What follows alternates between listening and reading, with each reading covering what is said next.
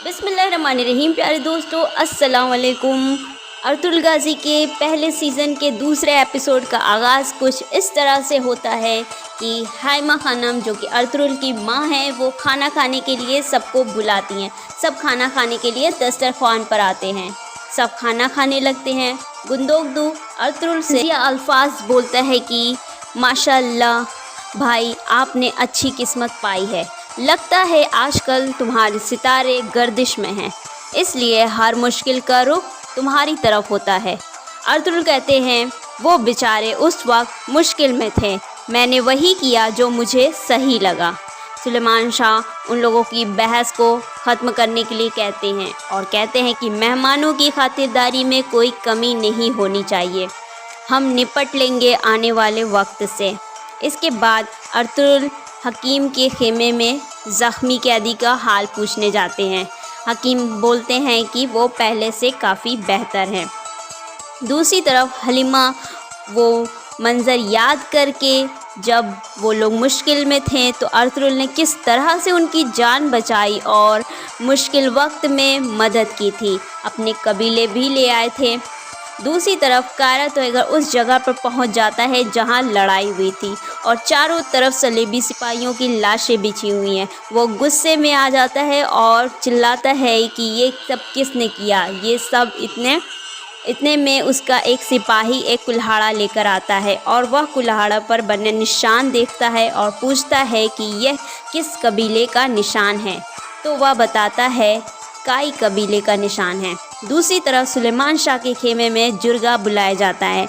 इसकी शुरुआत दुआ से होती है, जो कि कुछ इस तरह से है, ज़मीन के ऊपर नहीं और ना ही हवाओं में, बल्कि तमाम ईमान वालों के दिलों में उस बुज़ुर्ग बरतर की तारीफ़ को रहमान और रहीम है और तमाम जहानों का पालने वाला है। नीले आसमानों और समुंदर की गहराइयों के दरमियान हमारी जान, हमारा कबीला, हमारा घर, हमारा ख़ानदान, हमारी औलाद, हमारा इत्तेहाद और हमारी आज़ादी का वो ही मालिक है और वो ही हामी और नासिर है।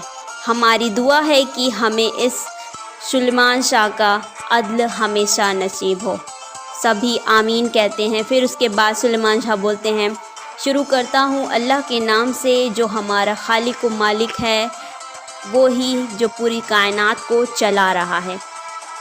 फिर सब खाना खाने लगते हैं और उसके बाद जिरगे का आगाज़ किया जाता है। सुलेमान शाह हिजरत का इरादा तर्क करने को कहते हैं कि वो इस साल हमें हमारे माल की अच्छी कीमत मिली है, लेकिन कुछ लोग बोलते हैं कि इस कहत साली में सब कुछ बर्बाद हो चुका है, हमें हिजरत करना चाहिए। तो सुलेमान शाह कहते हैं कि हमें कहाँ जाना चाहिए। तब गुंदोगदू बोलता है हलब, क्योंकि हलब का अमीर अल अज़ीज़ निकिया के ख़िलाफ़ अपना लश्कर तैयार कर रहा है। हमें अपना सफ़ीर भेजना चाहिए कि हमें रहने के लिए वो जगह दे, इसके बदले में हम उसे हथियार और जंगजू देंगे। सब इस बात पर खुश हो जाते हैं। इतने में कायरा तोयगर कबीले में पहुंच जाता है और सारी बातें बताता है सुलेमान शाह को कि आपके सिपाहियों ने हमारे काफ़िले पर हमला किया है और हमारे कैदियों को भी ले गया है, तो मुझे मेरे कैदी वापस चाहिए। सुलेमान शाह कैदी देने से इनकार करते हैं और कहते हैं कि ये हमारी रवायत के ख़िलाफ़ है। कायरा तोयगर गुस्से में आ जाता है और कहता है 2 दिन का वक्त है आपके पास, और कुल्हाड़ा ज़मीन पर फेंक कर चला जाता है। दूसरी तरफ अर्तुगरुल काफ़ी इस बात से उदास हो जाता है और उसको गुंदोगदू से भी काफ़ी बहस हो जाती है। वो अकेले में जाकर अपने आप से बात करता है कि इंसान समझता है कि सब कुछ उसके अख्तियार में है, यही भूल है उसकी, लेकिन करे भी तो क्या करे, आखिर किससे उम्मीद लगाएं। कभी दौलत के पीछे भागता है तो कभी शोहरत के पीछे। नादान है, नहीं जानता कि ये सब कुछ बेईमानी और फना हो जाने वाला है। कैदी वापस ना किए तो जालिम सर काट देगा और अगर बात मान ले तो ज़िंदगियां बच जाएंगी। तुम्हें बताओ क्या करना चाहिए। अपनी मर्ज़ी से तो इस दुनिया में सांस लेना भी मुहाल है, तो फिर क्यों छोड़े हक़ का रास्ता। ظالم کے آگے سر کیسے جھکا دیں، خدا کو کیا جواب دیں گے، روز حشر کیا عذر ہوگا ہمارے پاس، بتاؤ عبدالغنی۔ یہ ساری باتیں وہ اپنے گھوڑے سے کرتے ہیں۔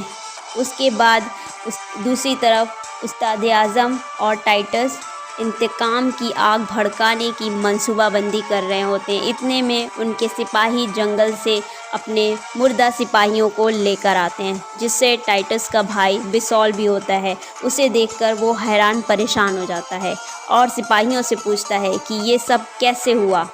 سپاہی بتاتا ہے کہ کائی قبیلے نے اس پر حملہ کیا ہے۔